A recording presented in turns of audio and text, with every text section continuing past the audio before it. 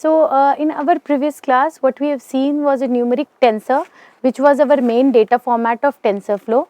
And then we tried to create tensors as per our requirement as of different scenarios. You have seen like how to create all zeros, all ones tensors, how to create a customized tensor. How do you create a tensor from a known distribution, whether it may be a normal distribution or a uniform distribution.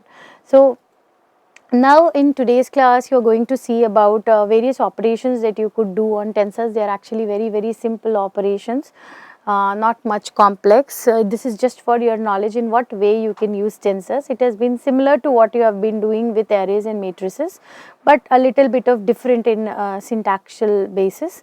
So very simple. So what you are going to do today is a few operations on tensors. So for that you have to create a tensor. So you can see I first imported TensorFlow and then I have created a tensor. So whenever you are creating a tensor of your own, you are going to call tf.constant and pass the parameters as a list.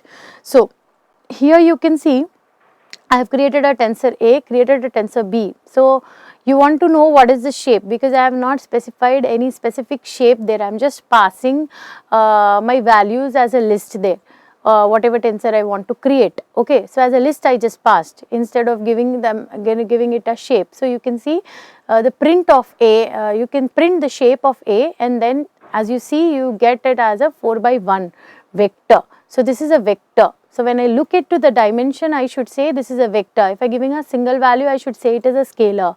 If I am getting more than one list over there, then it would definitely create a matrix, right? So but as uniform term, we are calling all these as tensors. So basically it's a vector of shape 4×1 here. So same is with B. I created as 10, 21, 35, 46 and you printed the shape, and then as simple as that, when you add it, you have to just invoke the function tf.add and pass on A and B to it and get it printed. So very simple. This is how you add two tensors. Same thing is with the subtraction. Now good thing is if it depends on how you pass the parameters. As here I have taken same A and B like what I have taken in my previous example, and what I have done here is if you take tf.subtract A comma B, then it will give you A minus B, and if you give B comma A, it will give you B minus A, and then that's what you get it printed, right? Now on a similar way you can also use tf.multiply and tf.divide for performing multiplication and division operations respectively on a particular tensor. So these were all basic operations, so I am not going much in detail. So now quickly moving on to what are the various mathematical operations that you could perform. The very first type being logarithm. So logarithm of a tensor must be the following type, then only you can perform logarithm.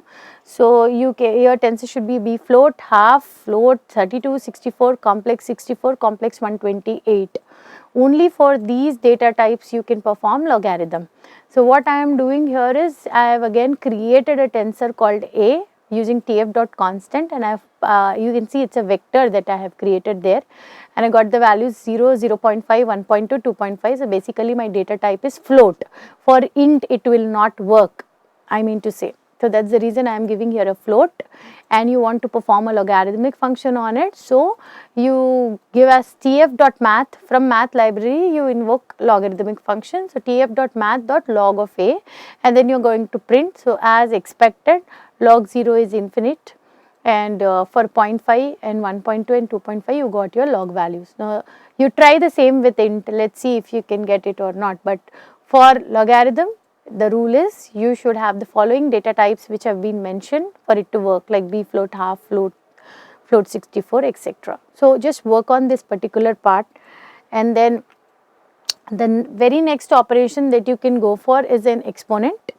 So an exponent operation can be used to compute the exponential of an x, but element wise. Okay, so tensor x must be one of the following: B float, half, float, floats complex 64, complex 128. So similar to logarithm, it should be of these data types, then only you can calculate exponent, otherwise you will not be able to do that. So same thing, first you create a vector using constant function, and here what you have done is a 4×1 vector that you have created. Tensor is in the form of a vector. So now you got tf.math.exp. So you invoked exponential function out of math and you got your exponential. So I have done it for vector. I leave it on you to do it for matrices, multidimensional matrices also, and try to see the answer by itself. And that's it on various operations. There are many other merge and split operations that we are going to see in our next class.